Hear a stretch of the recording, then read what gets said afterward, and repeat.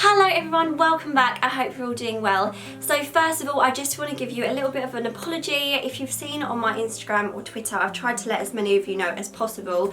But obviously I'm really sorry I didn't get Friday's video up. My little boy Archie hasn't been very well. He's had a sickness bug since about Wednesday. And even though I was ahead of schedule with my filming and editing of these videos, it just got to the point where I just didn't have that last video. And instead of rushing it, I just wanted to, make it as good as possible. So I said I would put it up on Sunday instead, and I hope that's okay. Obviously you guys know that he comes first and he's doing a lot better now. So yeah, I'm uploading it today instead of on Friday.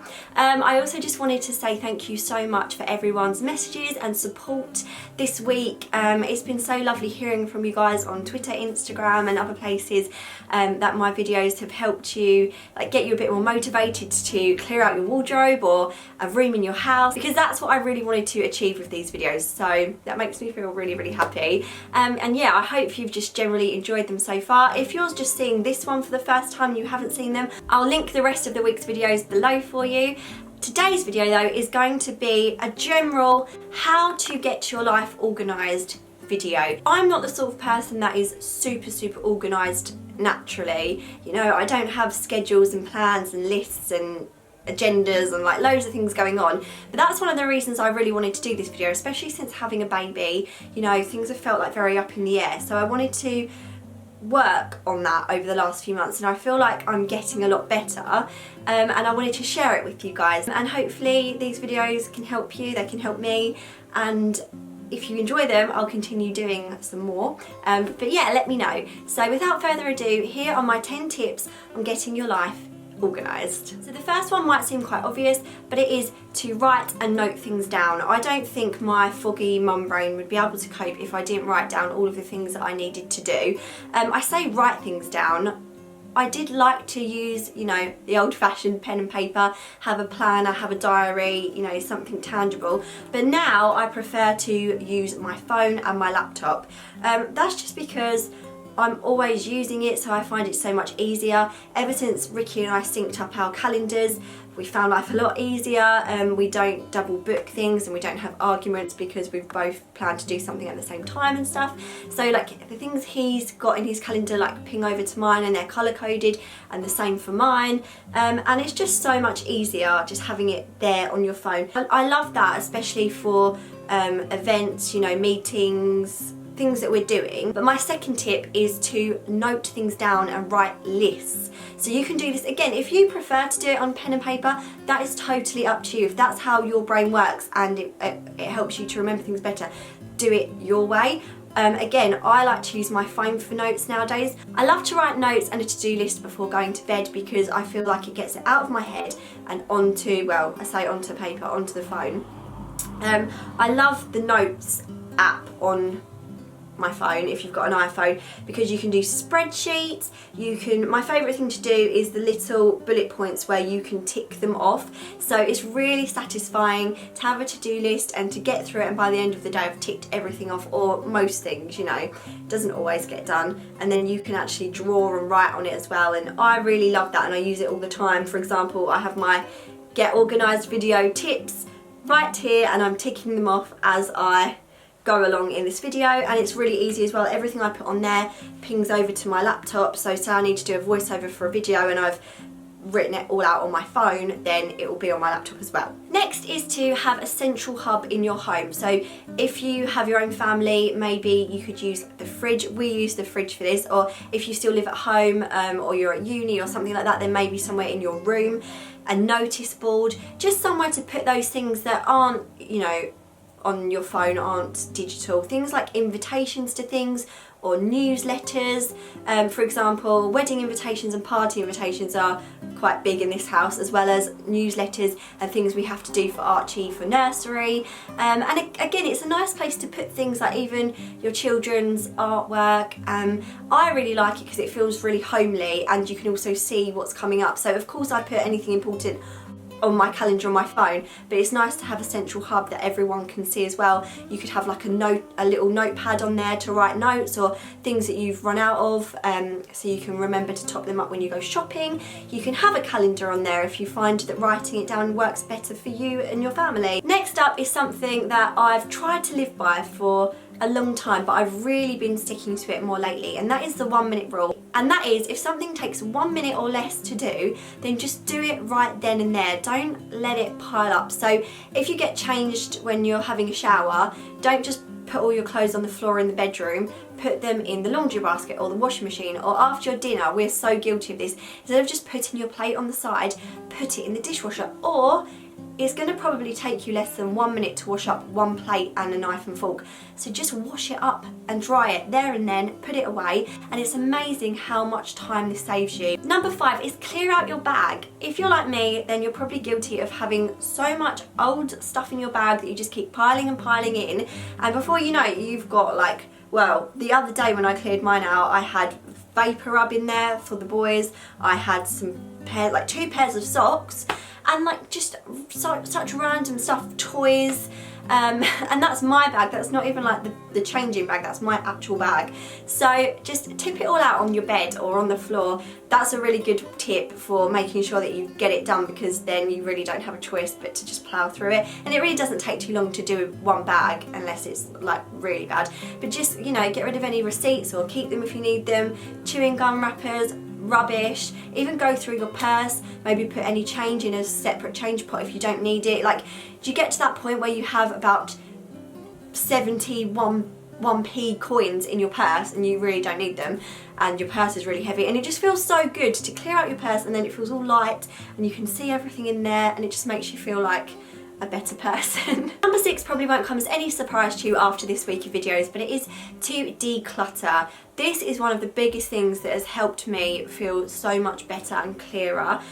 So whether it is your wardrobe, it is under your bed, it's even just a drawer, start somewhere. Maybe do 1 drawer a week, or, you know, if you really want to go for it, then tackle the loft and completely declutter it. It was really hard when Elliot went into his own room, because I've always been used to having like a spare room, and it's always had like my work stuff in, or my clothes and makeup, and I completely get that that's quite extravagant to have like a separate room for all of that stuff just for yourself. I've just been very lucky over the last few years, but obviously now we have 2 children, we use all of the bedrooms for bedrooms, and I want them to have their own rooms. And do you know what, it has felt so much better getting rid of so much stuff. I don't need that much stuff, nobody does, and I actually love having less clothes, less stuff under the bed, less stuff in storage.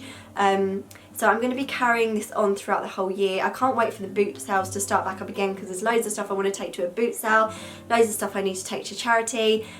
So yeah, just start decluttering, just start small if you find it a bit overwhelming, and then you just get a bit of a bug for it, and I actually personally really enjoy it. Put some music on, your favourite music or a film, and it goes really quickly, and by the end of it you feel really proud of what you've achieved. Number 7 is clear up your digital junk. Your computer, your emails, if you're like me, my desktop just gets covered in pictures and screenshots and documents, and oh my gosh, I look at it sometimes, I'm like, how have I let it get like that? But as soon as I start putting things in little files and organising it all again, I feel so much better. So I'm trying to keep on top of doing this. So make sure you have folders for everything. Obviously it's so easy to organise your computer, it's like the neatest thing ever, and then you can also have like one master folder to just put it all in, and that makes it look even clearer. Next is something you might not necessarily instantly think of when you think of organisation, but it is money and bills. This is something that can leave lots of people with sleepless nights if you're not organised enough with it and on top of things.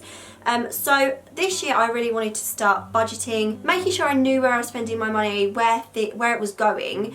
So I started looking on the App Store for apps, and I've tried to film this before and I speak about this bit for way too long, but I found this app called Organise, and it's with Money Supermarket, and what you basically do is it pulls in like your online banking, so you can see everything that you spend out, and that everything comes in and goes out, but you can't actually do any transactions with it. So it's not like a banking app, it's just you can just see it, and it's very secure. I was really nervous at first. I was a bit like, oh my god, that sounds dodgy, is it a scam? But it's from, did I just say this? It's from the people at Money Supermarket, and I googled it loads and it looks, you know, as safe as can be. But what you can do on it is you can put all of your different transactions into categories, so like your groceries, your utility bills, your rent or your mortgage, just literally everything. There's a category for pets, for gifts, for travel, for child expenses, you know, rent, everything, and then you can see where all your money's going, and then you can put a budget on each different category, so however much you want to spend on food a month,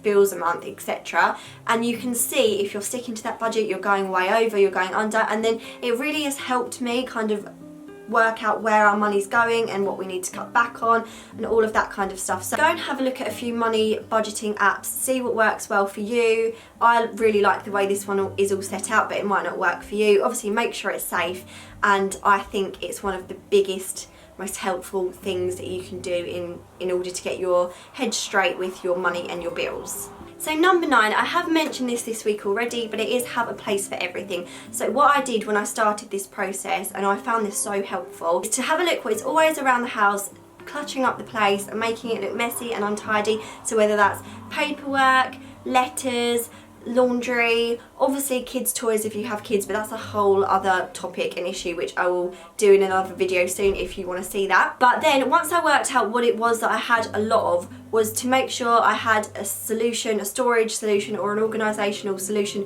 for that category of stuff. So I did a video on this earlier in the week. I'll link all of my videos from this week below if you haven't seen them all, or any of the other ones.